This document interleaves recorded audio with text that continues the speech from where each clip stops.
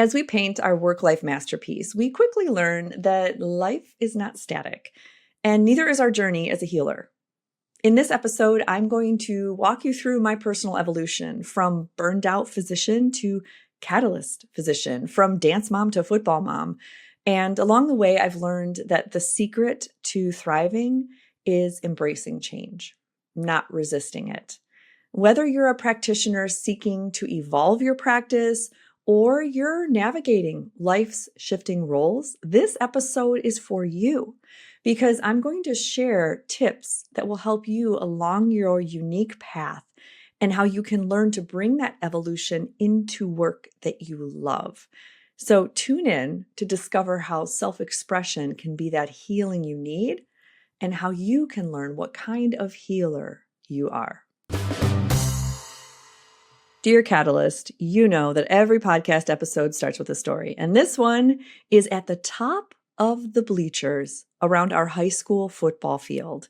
There I am, perched with my winter jacket, an extra fleece blanket, and a foam seat cushion, which I've learned as a new football mom that you never leave home without these items in your car. In Wisconsin, it's fall. The leaves are beautiful, orange, red, and brown, but it's very cold. And the wind has picked up. Already we're dipping into the 30s in the early morning. So as the sun sets and the football game is in full swing, it can get quite breezy up in those bleachers. And I was reflecting as I'm watching my son play, how I have been many kinds of moms in my life. I have been a dance mom.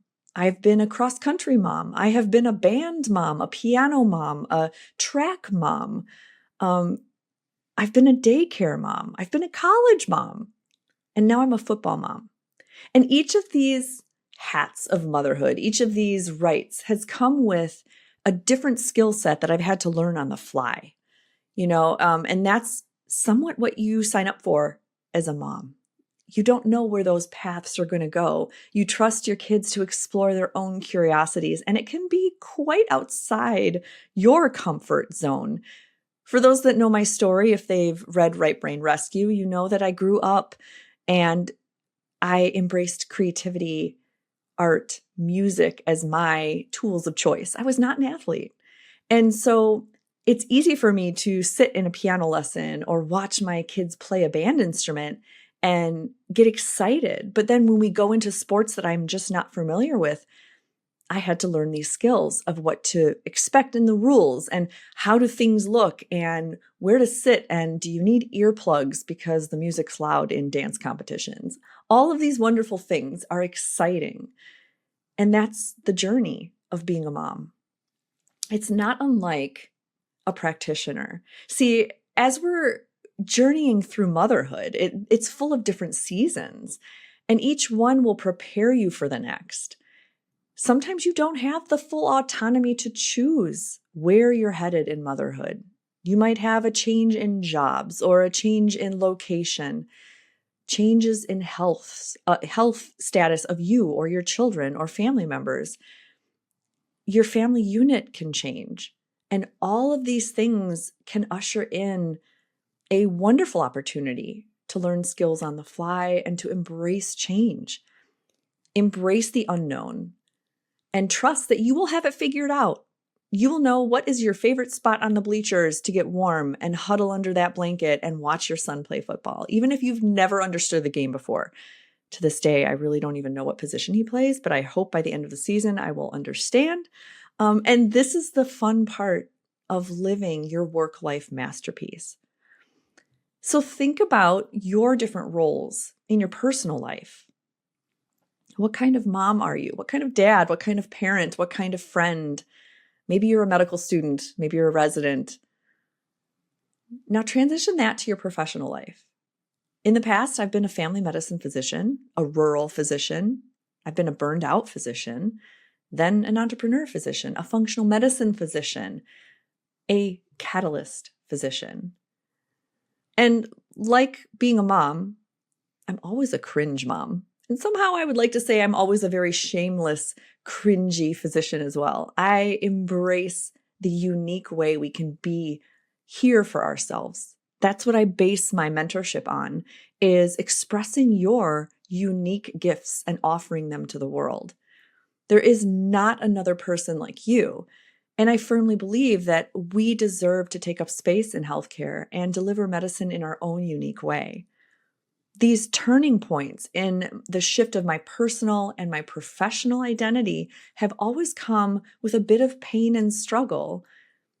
And it's only when I've leaned in and embraced this that the gifts would emerge afterwards. So, for example, some of us in functional medicine came upon this discipline because of a personal health struggle. In my mentorship, many practitioners share their story of an autoimmune disease or infertility or cancer or something in themselves or their family that caused them to dig a little deeper into what they thought traditional medicine could or couldn't offer. Or maybe it's professional fatigue. They're bored at their previous job and they discovered functional medicine as a way to rekindle that awe and creativity inside medicine.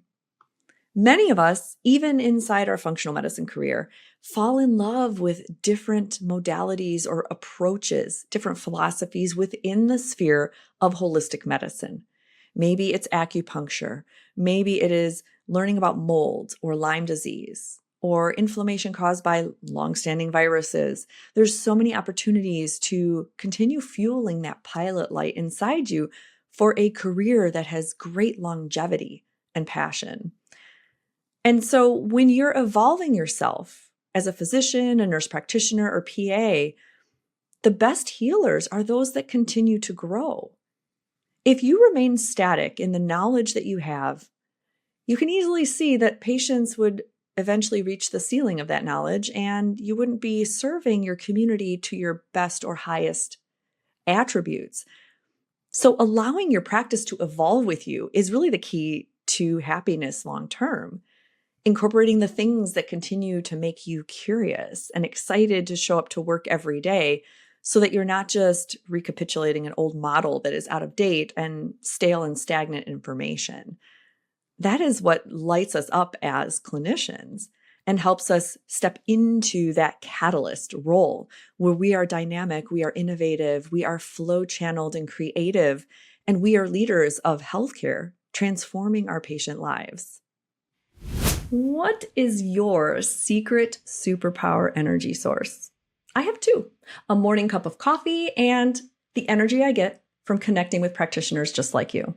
Since 2019, I've had the deep honor of working with practitioners all across the world and help them express their own unique healing style to transform patient lives without burnout.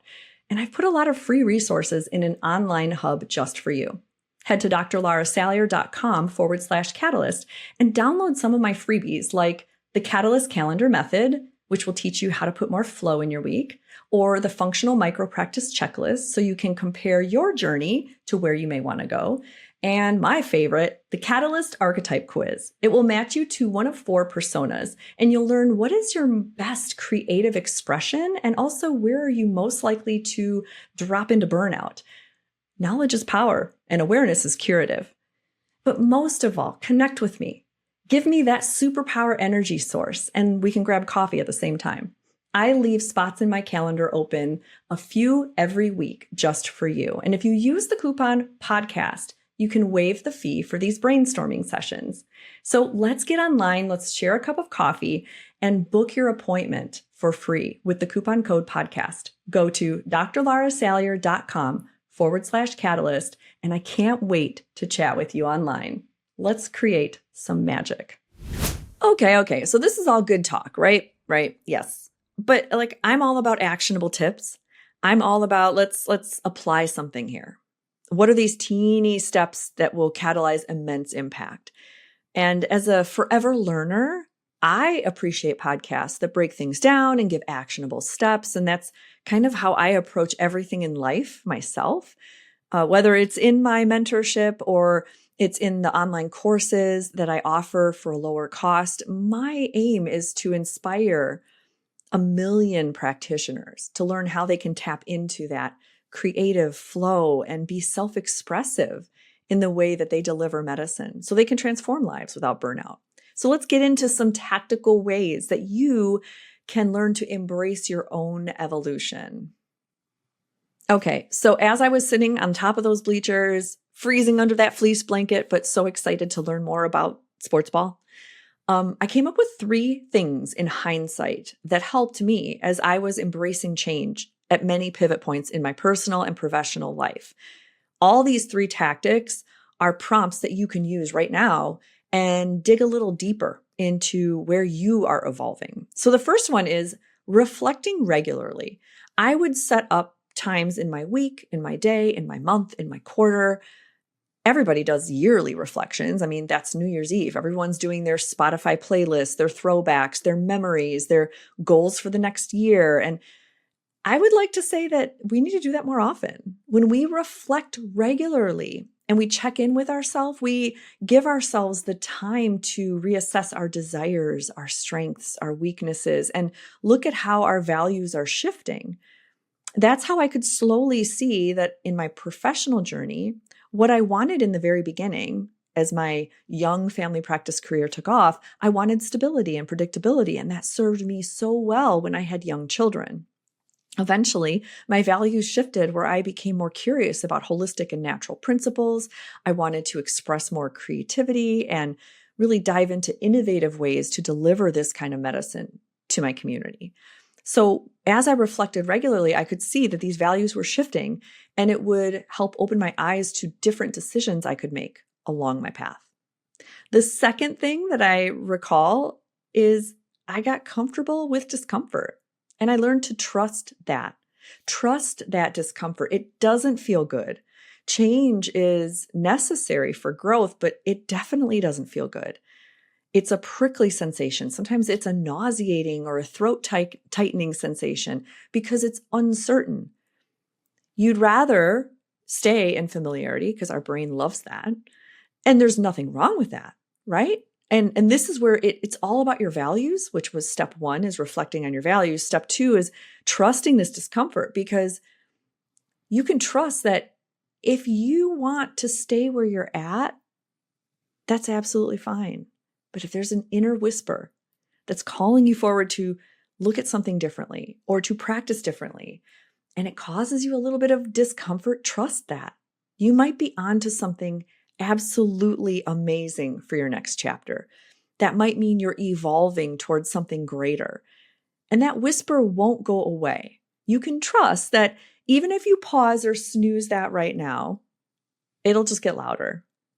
And it'll get louder until eventually you're at that crossroads of making an incredible leap or a slight little shift. Again, it doesn't have to be momentous and big. Sometimes the most tiniest little steps yield that immense catalytic impact. Now, lastly, number 3 is leaning into what you're curious about. And that is something that's never led me astray.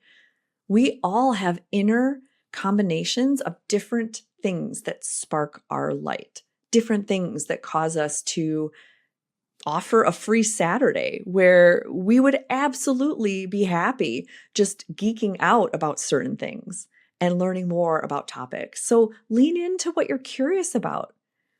Put it on a list, put it in a journal or in your notes app on your phone, whether it's like a new certification or a different approach to healing or even a personal passion, a hobby that you'd like to enhance or to just play with as a new beginner. A reverse way to find this is what makes you feel a little bit of jealous or envy in someone else's life, right? It could be that they're traveling. It could be that they have a different certification now and are using their skills in a different way. It could be, they live a certain way. I mean, whatever is intriguing to you, that could be unlocking something deeper that is worth exploring. Remember, evolution is your strength. And if you lean into it and do those 3 things, where you reflect regularly, you trust the discomfort, and then you lean into what you're curious about, that can help unlock a different path that could lead to greater things. Okay, so let's go into 3 prompted questions. We just talked about 3 general ideas to think about. Let's go into 3 prompted questions that can help you go even deeper. My evolution as a physician has definitely impacted the way I practice medicine. I don't practice medicine the same way I did 20 years ago, or 10 years ago, or even last year. I'm always evolving. My intake questions are always changing. The way I show up for patients, the skills I use, the additional certifications that I like to acquire all impact the way I am a physician. And so, sadly, to any patient that's listening, I'm going to be a better physician tomorrow than I am today. And I would like to say that is the goal of every catalyst healer is you are evolving. And that is a wonderful thing because patients feel that. They see that you're serving them in unique ways and you're really never done. So here are 3 things that you can do to kind of dig deep and understand where your next evolution might be. Also, for the YouTube crowd, don't you love this like super high spotlight? I think it's really serendipitous that this is coming at this point in our discussion because this is the highlight right here. These are the 3 questions that I think you should write down. Get out a paper now, get out your phone. If you're walking your dog, open up your phone app, right? And just start taking these questions down. This is the highlight, which the sun is confirming here on my forehead and my high hair. Okay, so 3 questions, right? These questions will help you design a practice that reflects who you are, not who you were or what other people think you should be, but who you are. Number 1, to borrow from the famous Simon Sinek, is what is your why? Now, think back to when you wrote the entrance essay to your medical school application, right? I'm sure it was some kind of flavor of, I like to help people. Maybe you had experience on mission trips. Maybe you came from a medical family where you got to watch your mom or dad be a doctor and do rounds on a Saturday, whatever it is, right? We all had our essays stuffed with evidence of how we love to help people. And we really have this interest in anatomy and how the body works, et cetera, right?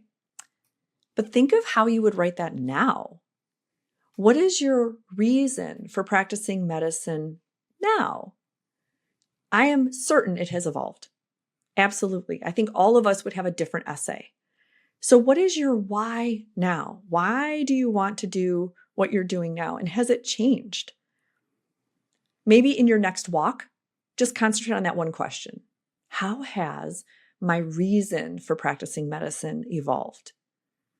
Let that simmer in your brain and see if you come up with different answers. The second is, what are you no longer satisfied with? Maybe at one point you were completely happy with a fast-paced clinic because that high volume of helping patients quickly, efficiently, it felt really good to you. I know I felt that way. When I practiced in Missouri for 4 years before we moved to Wisconsin, that was my life, is really going at this fast pace to help patients as quickly and efficiently as I could. And it really did scratch the itch for a while. But then as I grew as a physician, there was this little glimmer inside that I wanted to step into the role as a teacher, which really is the Latin root of doctor, which is docere, to teach. And I could feel that I needed to understand my patients at a deeper level. I wanted to really unlock some of their habits and their knowledge on what's going on deeply in their body. And so that's why fast forward years later, I am creating infographics for functional medicine because that's a complicated topic. And if you can condense a very complicated topic into one page that is visual and engaging, it really helps patients understand and also helps them adhere to the treatment plan better because they understand why. Which, by the way, if you're listening and you're a practitioner, all of my infographics are editable. You can add your own logo. You can even change the text if you don't agree with some of the things I say on there or translate it to a different language. You have the full creative potential to use these infographics. You have lifelong access, and I'll put the link below in the show notes to purchase them from my shop. But education was key to me. And that was something I was no longer satisfied with in the way my practice evolved. It started to evolve into a faster and faster pace. I started to feel uncomfortable. I wasn't satisfied with these short visits. I wasn't satisfied with the way I had to quickly churn and burn my patients. And unfortunately, that's the landscape of medicine in primary care. It was starting to cramp my style. I wanted to explore alternative, holistic options for my patients so that they didn't have to rely on a laundry basket of medications. And eventually, I just didn't fit, and I had to make a choice because I was no longer satisfied with the kind of physician and role I was showing up for. So the third question that you can spend thinking about in your next walk is, where is your community?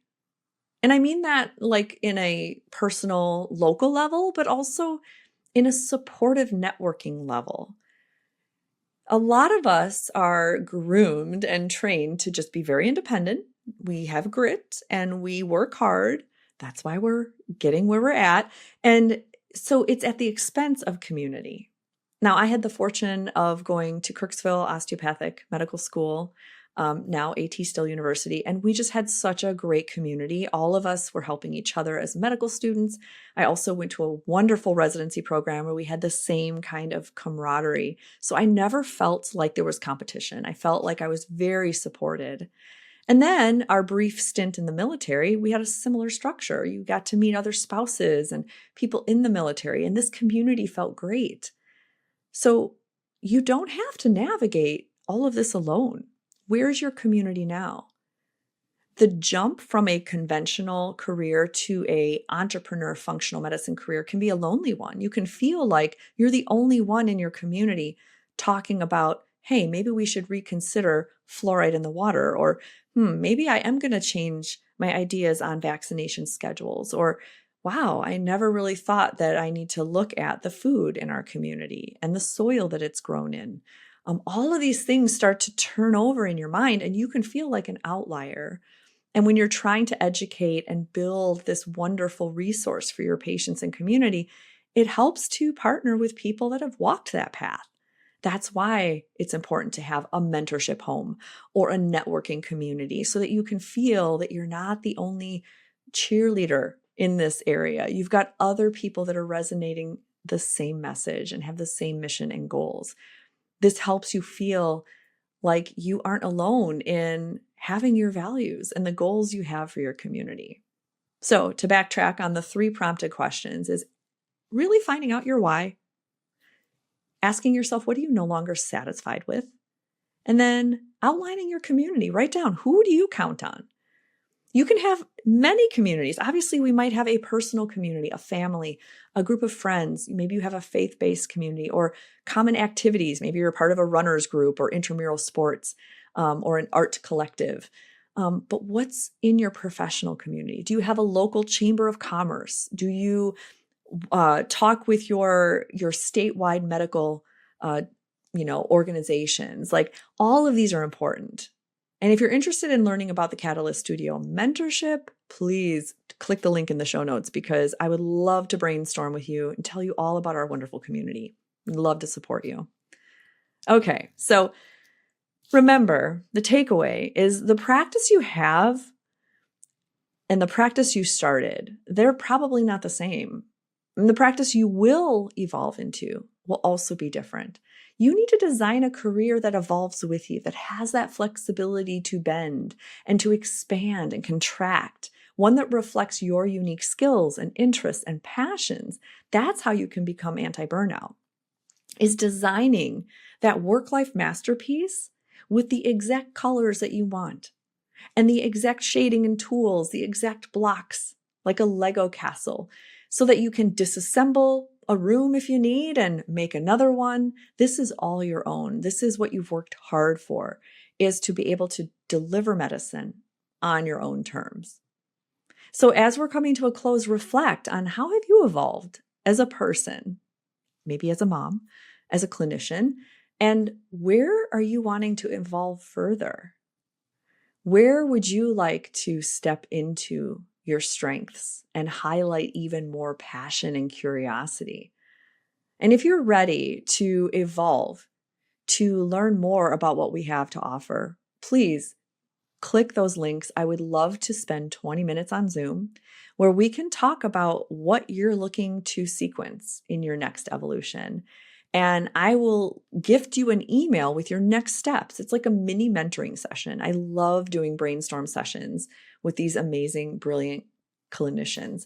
And this email is a gift because it will give you these next steps and then gives you options to either enroll into our mentorship, or you can benefit from one-on-one sessions with me without the full year mentorship. I'm happy to help you along your path, just 1 hour at a time, an hour of inspiration. Those are called Catalyst Advantage sessions because you want to have that advantage, that edge that helps you step into your brilliance. As always, thank you for listening to me. I can't wait to hear what kind of evolutions you've noticed in your life. And remember to lean into that discomfort, because on the other side of change is always something more beautiful than you can ever imagine. Just keep coloring outside the lines. Thank you so much for tuning in today. I've got a confession. I used to be the kind of person who never wrote reviews on anything until I learned that writing an honest review is a gift. It helps other people find that service or product or podcast. So if you could please take a moment and leave a review, it helps me shape the future of this podcast so I can deliver topics and curriculum that you're interested in. I would appreciate it. Thank you so much, and keep coloring outside the lines.